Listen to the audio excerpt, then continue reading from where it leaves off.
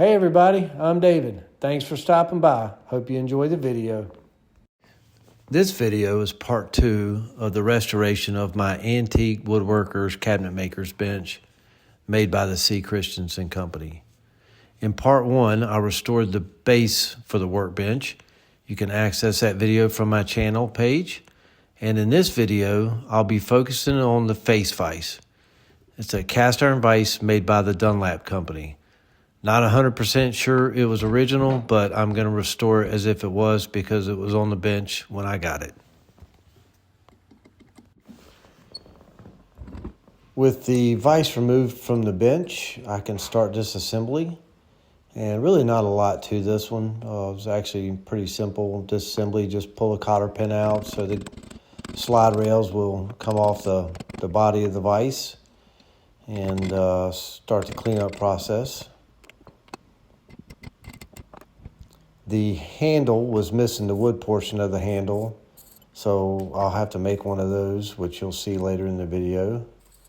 And just get some lubricant on there and get all these pieces removed so I can get them ready for cleanup.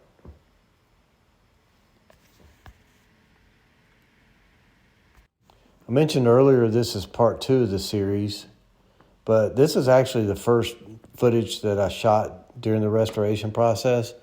And a lot of this was shot either on my iPhone or an older camera that I had, and the video, or the sound quality was not so good. So I'm going to have to do a voiceover for most of this and some of the other upcoming videos. I kind of go through the same process on all of my cleanup for these metal parts, and it's basically get them disassembled, take them to the wire wheel on my grinder buffer, get them cleaned up, and get them ready for paint or reassembly.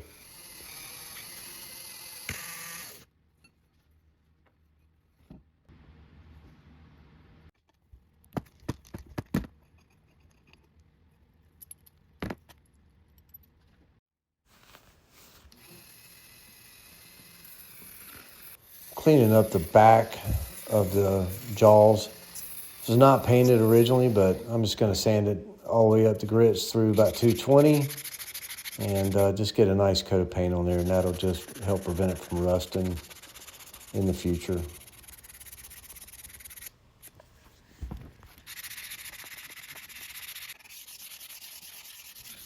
Put a little bit of extra time into sanding these slide rails to make sure they would slide in and out really nicely. Just didn't want anything holding those up.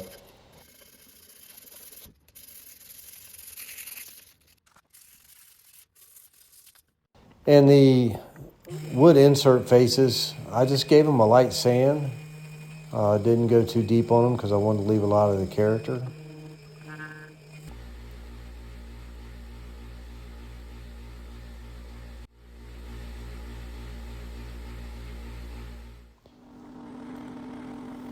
And everybody's favorite on YouTube is sandblasting. Just got everything cleaned up, got all the old paint off and any rust that was left.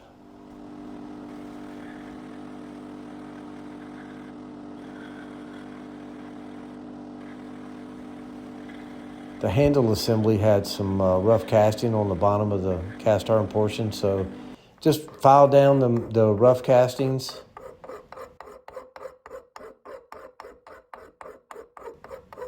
Run it over the belt sander, and the only problem with this is once you do that, you get a really slick finish on it, which I'll show you here.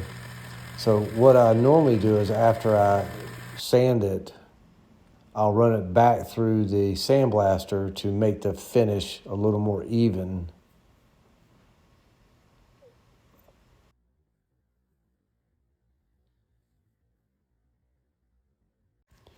And my painting process is pretty much the same across most things I do.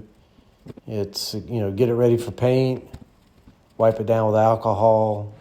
I like to use a rust preventative spray on it first before I do any painting, and then it's just prime and finish paint. And my process for the wood finishing was very similar for all wood products on the entire project, which was sanded up to 180 grit. put about 2 coats of de-wax shellac on it. And if I needed to stain it, I would, just depending on how the color came out. And then it's 2 coats of amber shellac, sanding in between coats. The amber gives, these old antiques a really nice glow or tone. I just think it, just gives it that antique look. And then top coat with 3 coats of General Finishes Armor Seal, which is a oil-based polyurethane. And reassembly, once everything's painted, stained, and cleaned, and ready to go, just reassembling the unit here and getting it ready to install back on the workbench top.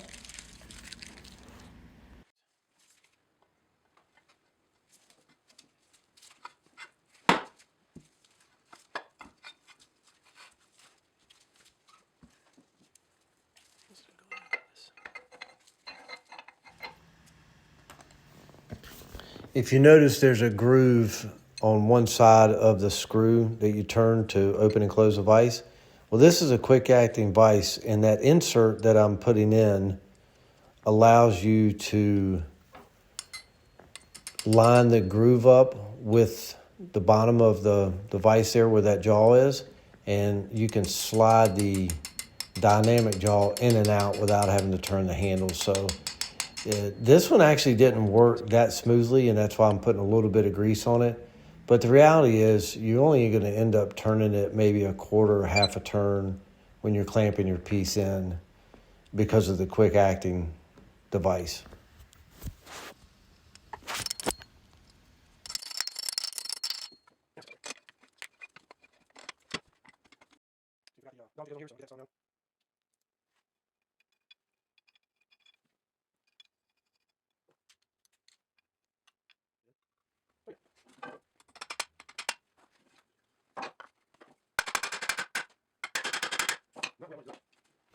This is me attempting to make a new wood handle. I wanted to look similar to the handle on the tail vise. So I just tried to kind of replicate that. Just drilled out some larger size dowels in the centerpiece and rounded over the edges with a file and gave them a pretty good little sand. And then once I get it all stained, I can put it through the metal base and glue those end caps on, and it actually worked out okay.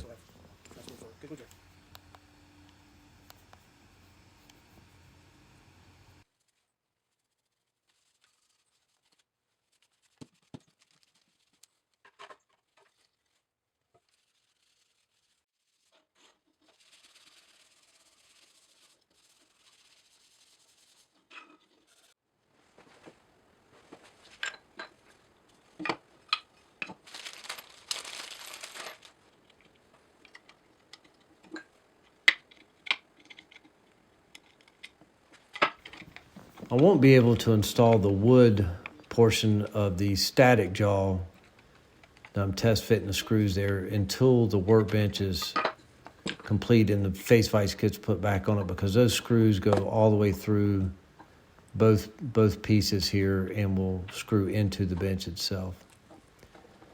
And I'm just getting the handle glued on, which is just about the final step in this part. Let that sit overnight and let that glue set up real good, and this thing will be finished. I got lucky and was able to find some reproduction stickers on eBay that somebody was making, so I bought a little pack of them, and it's not the exact same sticker that was on there originally, but it was pretty close, and I was pretty happy with it.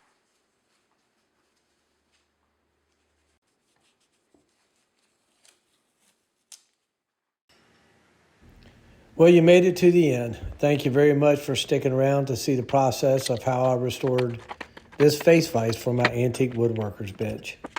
If you enjoy what I'm doing, please consider subscribing to my channel. I've got at least 2 more videos coming out for the workbench restoration, and I'll be posting them in consecutive weeks on Friday afternoon. Thanks again. Take care.